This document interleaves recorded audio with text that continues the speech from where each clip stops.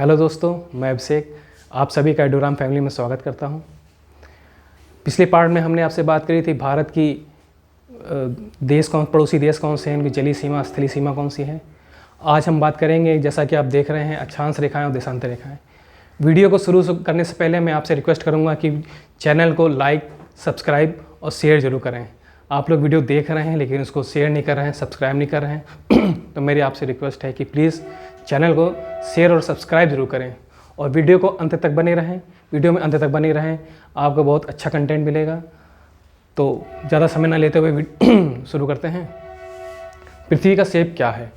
पृथ्वी एक ज्वाइड शेप में है। ज्वाइड मतलब होता है कि टेढ़ा मेढ़ा। पृथ्वी इस शेप में है। कहीं सागर है, कहीं हिमालय है, कहीं पठार है।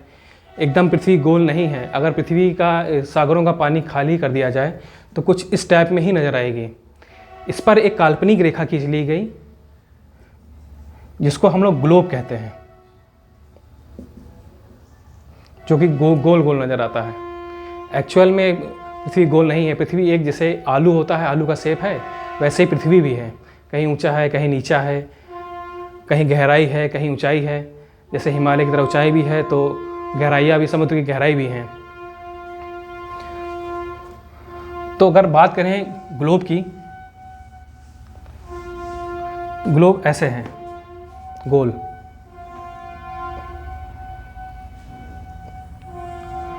और इसके बीचों बीच एक काल्पनिक रेखा खींच ली गई जिसे 0 डिग्री कहते हैं, या भूमध्य रेखा कहते हैं, विषुवत रेखा कहते हैं, अंग्रेजी में इक्वेटर कहते हैं। यही इक्वेटर या भूमध्य रेखा पृथ्वी को 2 भागों में बांटती है। एक उत्तरी गोलार्ध, ऊपर की तरफ उत्तरी गोलार्ध है, और नीचे की तरफ दक्षिणी गोलार्ध है।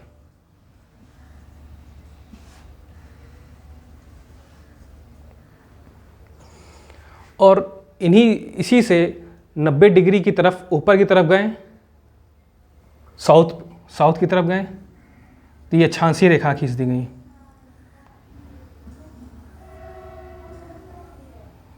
उसी तरह नीचे की तरफ गए, ये रेखाएं अक्षांशीय रेखाएं कहलाई।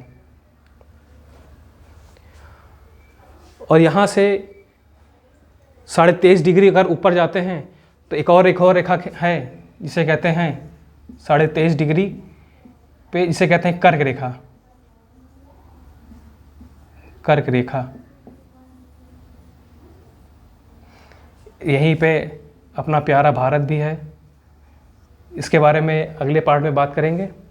और 23.5 डिग्री नीचे आए तो यह है मकर रेखा। 23.5 डिग्री साउथ में मकर रेखा है।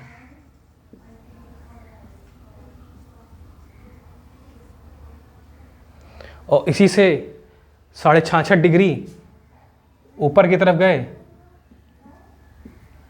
तो यह है आर्कटिक रेखा।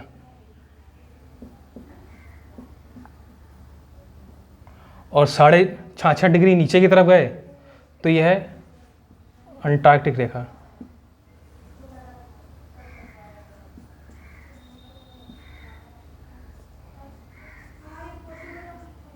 राइटिंग बहुत अच्छी नहीं तो राइटिंग में मत जाइए, कंटेंट पे जाइए, समझ लिए जो मैं बोल रहा हूँ उस पर ध्यान दीजिए। बात हो गई अक्षांशीय रेखाएं और साउथ की तरफ और नॉर्थ की तरफ। तो अगर बात करें तो 2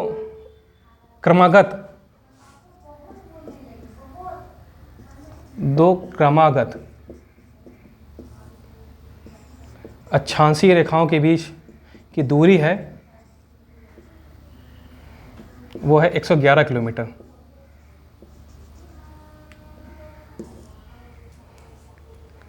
यानी कि 2 क्रमागत जो रेखाएं हैं उनके बीच की दूरी है 111 किलोमीटर। इसी से तय होता है कि ऊपर की भूमध्य रेखा से ऊपर की तरफ जाएंगे, अगर पोल की तरफ जाएंगे या ध्रुवों की तरफ जाएंगे तो पृथ्वी का तापमान धीरे धीरे कम होता जाता है। पृथ्वी एक ज्वाइड है, अंडाकार शेप में है। यानी कि जो भूमध्य रेखा की तरफ है उसकी वहाँ से केंद्र से दूरी ज़्यादा है और पोलों से केंद्र की दूरी कम है।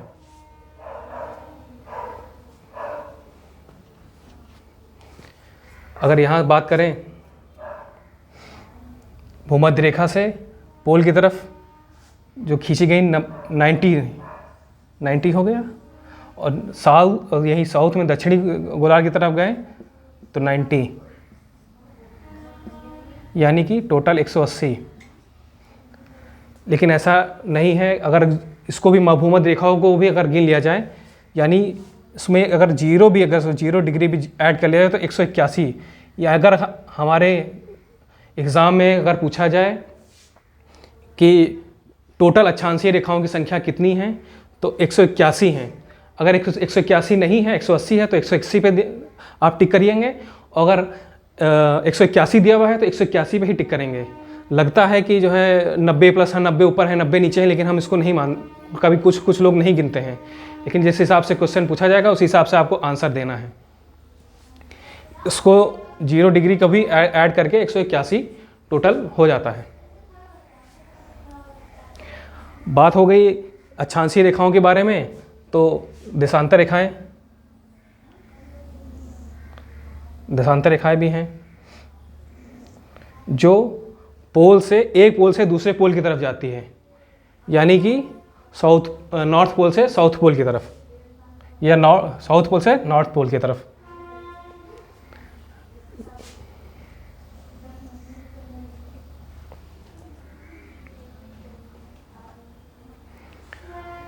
इनकी अगर संख्याओं की बात की जाए तो वो है 180 इधर है और 180 इधर, यानी टोटल 360।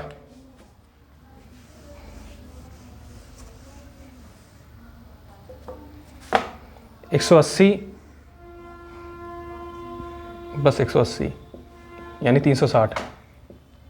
और यही देशांतर रेखा है हमारे पृथ्वी को पूर्वी गोलार्ध और पश्चिमी गोलार्ध, यानी इधर का हिस्सा ये हो गया ईस्ट और ये हो गया वेस्ट।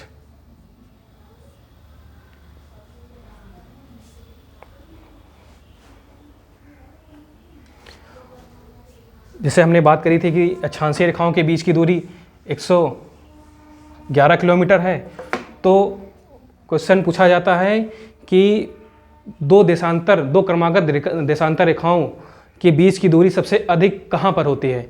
तो दो देशांतर रेखाओं की दूरी सबसे अधिक भूमध्य रेखा पर होती है, जो कि है करीब 111.3 किलोमीटर।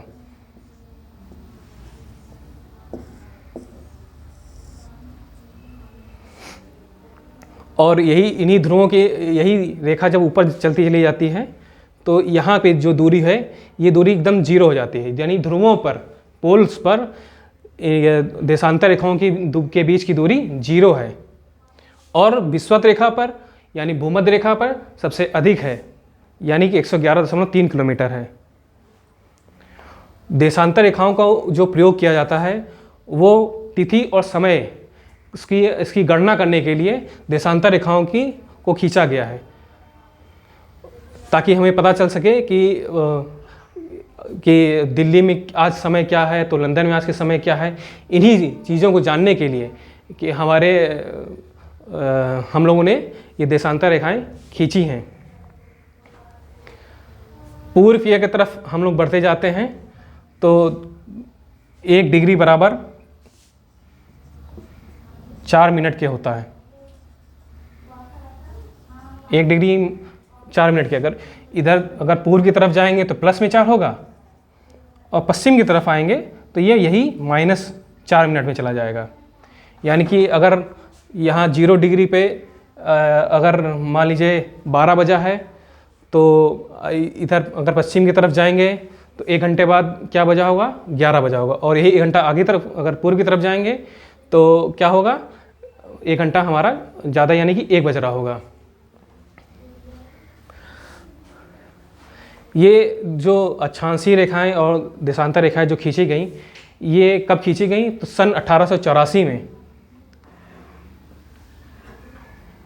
इंग्लैंड में एक जगह है ग्रीनविच, जहाँ पर ये एक सम्मेलन हुआ जिसमें इस बैठक में ये तय किया गया कि हम लोग आखिर कहाँ से इसको माने कि जीरो प्लस तिथि का और समय का मान कहाँ से हम लोग की उसकी गणना की जाए। तो इसी सम्मेलन में ग्रीनविच में ही इसका ये तय किया गया कि कहाँ से हम लोग तिथि का समय का आकलन करेंगे पूरे विश्व में। इस यहाँ पे जो 0 डिग्री है इसे हम कहते हैं प्रधान रेखा। प्रधान रेखा ही एक काल्पनिक रेखा जिसको खींचा गया, प्रधान समय रेखा।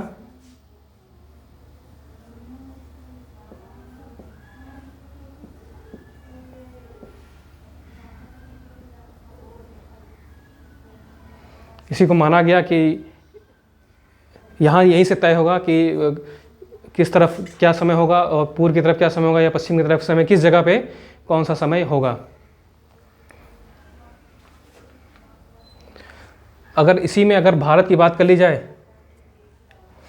तो भारत की जो स्थिति है वो 0 डिग्री से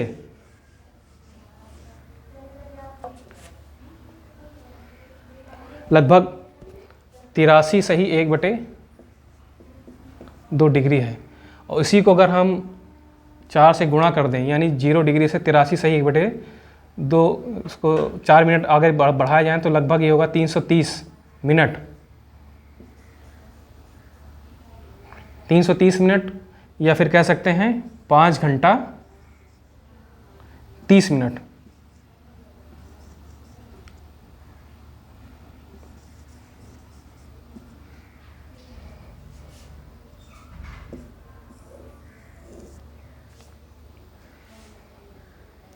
और हर 15 मिनट पे, हर 15 डिग्री पे 1 घंटा का मान होता है। यानी 15 डिग्री को अगर 4 से गुणा करें तो यानी कि 60 मिनट यानी 1 घंटा।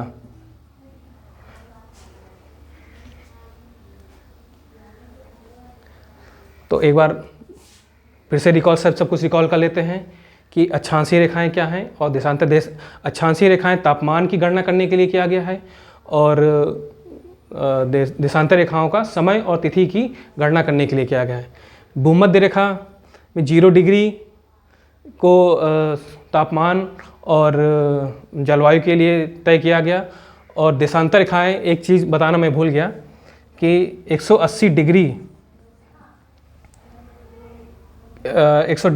डिग्री देशांतर रेखा को माना गया है मानक तिथि रेखा या समय रेखा। इसी को मानक माना गया है मेन। आई होप आपको ये वीडियो पसंद आया होगा और अगर आपको ये वीडियो पसंद आया है तो चैनल को सब्सक्राइब जरूर करिए, शेयर करिए और दोस्तों में लाइक शेयर और सब्सक्राइब जरूर करिए।